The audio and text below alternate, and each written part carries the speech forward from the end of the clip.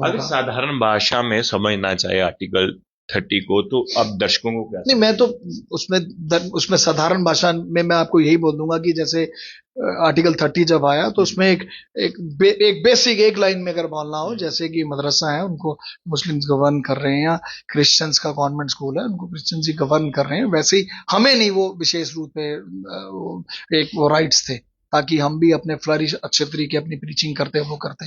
तो ये गलत था ना। और इसको जानबूझकर उस समय नेहरू कांग्रेस नेहरू गांधी ने उस समय इंप्लीमेंट कराया। तो उसमें यह भी हो रहा था कि विशेष तौर पर फिर एक बड़े संख्या की जो पॉपुलेशन है वो उससे डिस्क्रिमिनेट फील करेगी, तो करती है ना, फील कर भी रही है। आप हमारे हकूकों से आपने हमें बिल्कुल अलग कर दिया।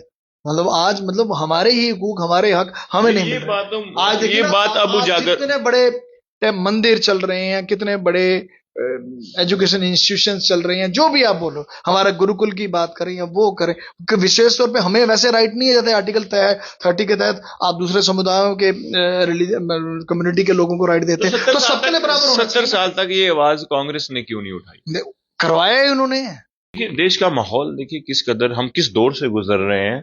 एक तरफ ये चीजें हो रही हैं, दूसरी तरफ एक मुद्दा पूरे भारत में गरमाया है। जम्मू कश्मीर की बात करें हम, श्री माता वैष्णो देवी श्राइन बोर्ड द्वारा जो मुगल मेडिकल कॉलेज बनाया गया, उसमें सीटों को लेकर हुआ, और उसी से जुड़ता एक मामला आर्टिकल 30 की बात करें। अब सोशल मीडिया में लोग ये लिख रहे हैं कि आर्टिकल 30 में भी अमेंडमेंट्स होनी चाहिए। तो ये दोनों चीजें कहीं ना कहीं जो है, देखिए आर्टिकल 30 जब मैं बात करता हूँ, या जब एक बड़े लेवल पर बात करूं, ये वो गलतियां हैं जो नेहरू गांधी ने उस समय की हुई। और उस समय वल्लभ भाई पटेल उस समय बहुत इसके मतलब ये वो चाहते ही नहीं थे।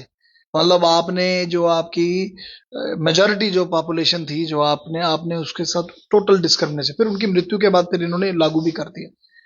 तो आज मतलब कि इसमें अमेंडमेंट की जो बात की जा रही है 100% दुरुस्त है। आप देखो ना, लोग लिख रहे हैं सोशल लोग नहीं लिख रहे, लोग जस्ट बिल्कुल ठीक लिख रहे हैं। बहुत बड़ा एक ब्लंडर जो उस समय हुआ है। और आने दीजिए, मुझे लगता है कि आने वाले दिनों में केंद्र सरकार का एक टॉप लेवल पर एक ये एजेंडा है, और मुझे लगता है कि इसमें भी जरूर अमेंडमेंट अभी होगी। लोगों को साधारण तो दिया जाए। देखो आज मेरी बात सुनो, आर्टिकल 30 की जब हम बात करते हैं, एक विशेष समुदाय, जब मैं सारे रिलीजन्स की बात करता हूँ, आज कंट्रोल की बात आती है। हम जनरल एक कंट्रोल की बात करते हैं। अगर मदरसा है तो उसको मुस्लिम समुदायों के लोग चला रहे हैं, या क्रिश्चियंस हैं वो कॉन्वेंट स्कूल चला रहे हैं। ऐसे सेम हमारे भी गुरुकुल थे, हमारा भी गुरुकुल हम प्रीचिंग आगे करते, पर हमारे लिए वैसे नहीं है दर्जा जो उनके लिए।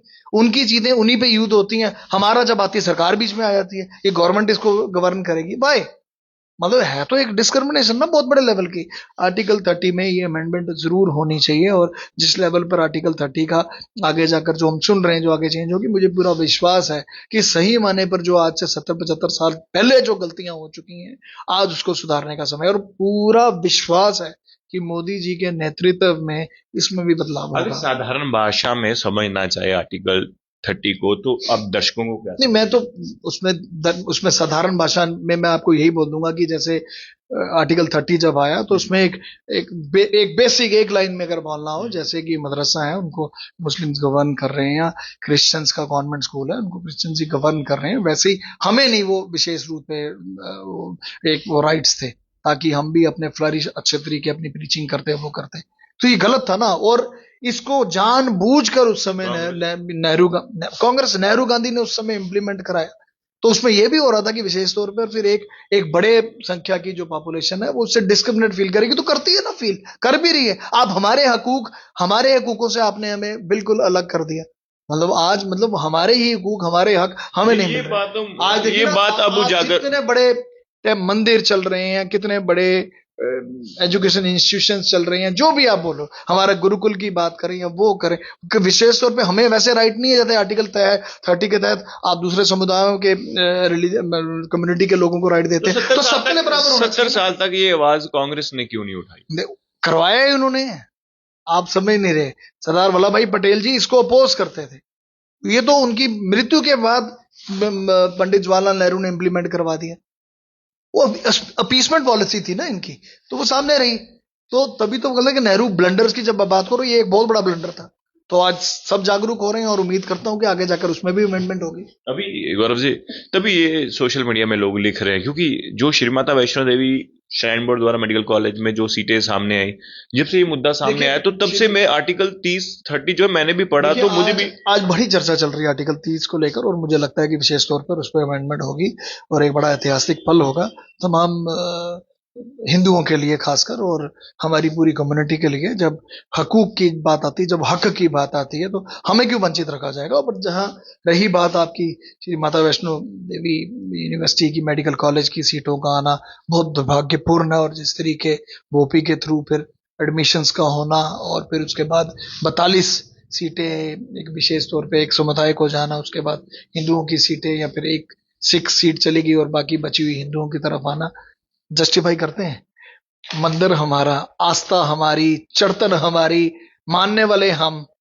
तो हमारी आस्था के साथ खिलवाड़, ये कैसे, ये भी कतई बर्दाश्त नहीं होता। पर आज मुझे खुशी है, और मैं आपके साथ शेयर भी करना चाहता हूँ, आप भी देख रहे होंगे कि हमारे एलओपी और एक पूरा वरिष्ठ हमारे दल के हमारे सारे लोग कल लीडर्स कल वहां पर मिले माननीय उपराज्यपाल जी को, जिसमें विशेष तौर पर सुनील जो हमारे जो एलओपी हैं वो तो दिल्ली में भी जाकर मिले, और बहुत जल्द हमें उम्मीद है कि इस पे एकदम एक फैसला आएगा। और मुझे लगता है कि श्री माता वैष्णो देवी श्राइन और जो इनका मेडिकल कॉलेज है उस पे हकूक एक विशेष तौर पर उसमें हिंदुओं का ही होना चाहिए। चढ़तन हमारी है, चढ़ावा हमारा है, मानता हमारी है, आस्था हमारी है, उसमें आप बाकी कैसे करेंगे। मतलब आप how you are justifying in that वे।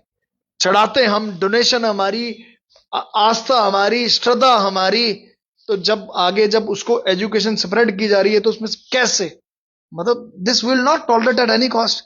और आज हमारी जितनी एक सीनियर लीडरशिप है इसका पूरा संज्ञान लेकर ऑलरेडी पूरी चर्चा में है, और मुझे उम्मीद है कि थोड़े ही दिनों में इसका रिजल्ट बहुत अच्छा आएगा। चलिए, शुक्रिया गौरव जी।